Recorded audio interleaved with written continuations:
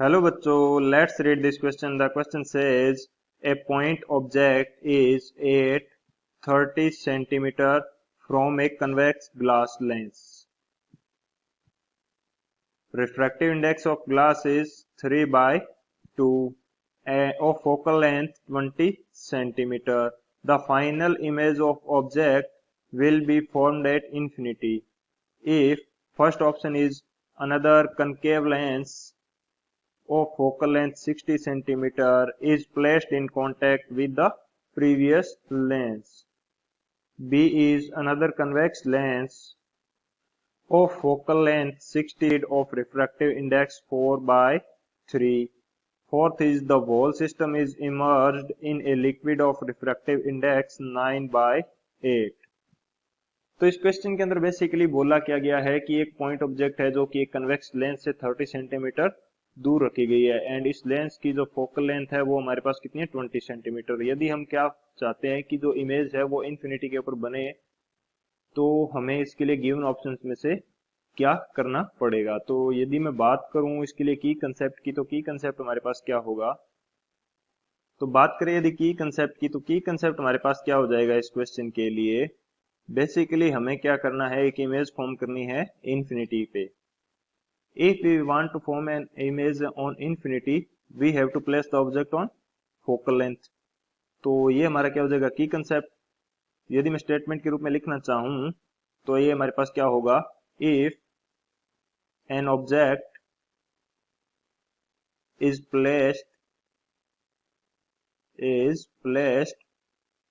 at a distance of focal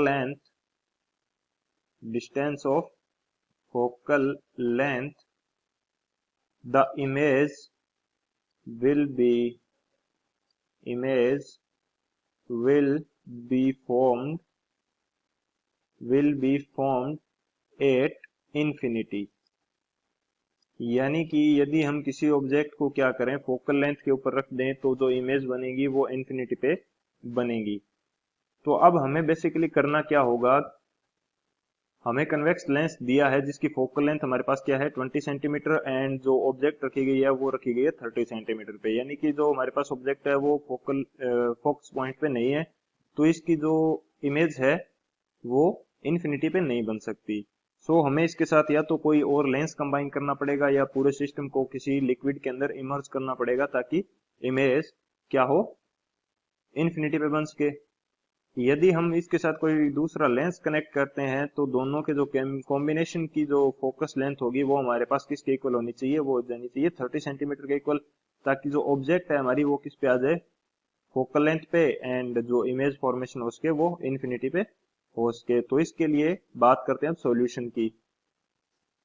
बात करी जाए यदि सॉल्यूशन की तो सॉल्यूशन हमारे पास क्या हो जाएगा इस क्वेश्चन के लिए, हमें गिवन है फोकल लेंथ जो कन्वेक्स लेंस की है ये हमारे पास कितनी गिवन है, एफ सी से मैं बोल देता हूं, ये हमें गिवन है 20 centimetre and distance of object ये हमारे पास कितनी है, डिस्टेंस ऑफ ऑब्जेक्ट जिसको यू से बोलते हैं ये हमारे पास कितनी गिवन है 30 सेंटीमीटर।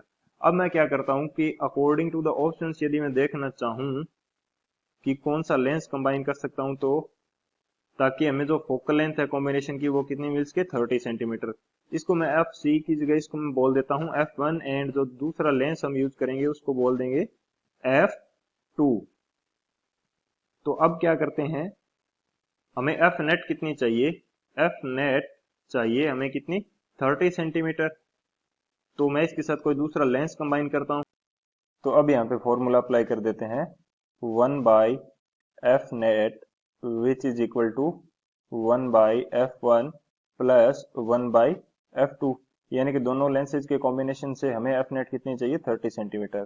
तो एफ नेट की वैल्यू हमारे पास कितनी है 30 centimetre which is equal to F1 की वैल्यू है हमारे पास 20 centimetre minus plus 1 by F2।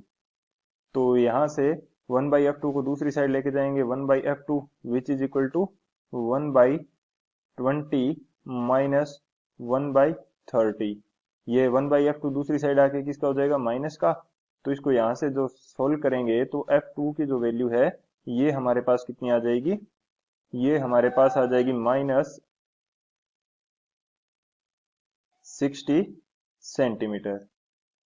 यानी कि F2 हमारे पास कितनी आ गई, -60 सेंटीमीटर। F2 कौन सा लेंस हो गया, माइनस के अंदर यदि आ रही है तो हमें कौन सा लेंस यूज करना पड़ेगा, हमें कनकेव लेंस यूज करना पड़ेगा।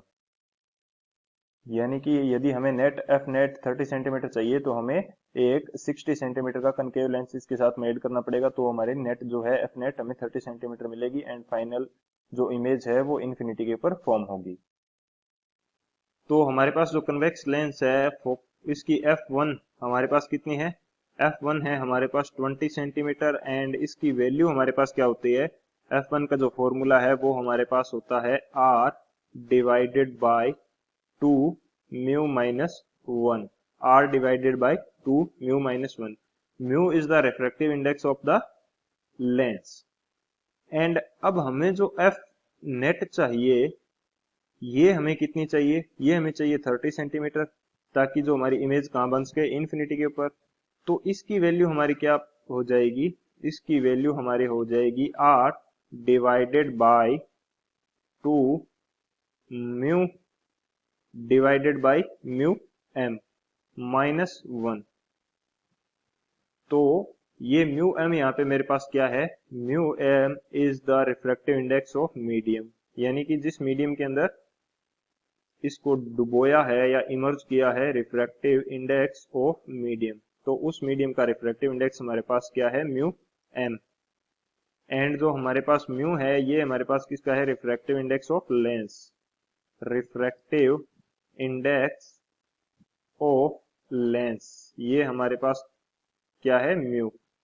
अब यदि मैं F1 को सोल्व करूं तो यहां से R की वैल्यू हमारे पास कितनी आ जाएगी, R की वैल्यू हमारे पास आ जाएगी 20 into 2 into mu minus 1। Mu कितना है हमारे पास, म्यू इज गिवन 3/2 माइनस 1। तो जब मैं इसको सोल्व करूंगा तो मेरे पास R की वैल्यू कितनी आ जाएगी, R की वैल्यू मेरे पास आ जाएगी 20 सेंटीमीटर। ये R की वैल्यू मैं पुट कर दूंगा F नेट के फॉर्मूले में, तो F नेट के फॉर्मूले में यदि मैं पुट करूं तो ये मेरे पास क्या हो जाएगा, 30 इक्वल टू R की वैल्यू है हमारे पास 20 एंड 2 म्यू, म्यू की वैल्यू हमारे पास कितनी है 1.5 या कहीं 3/2 एंड म्यू एम माइनस 1।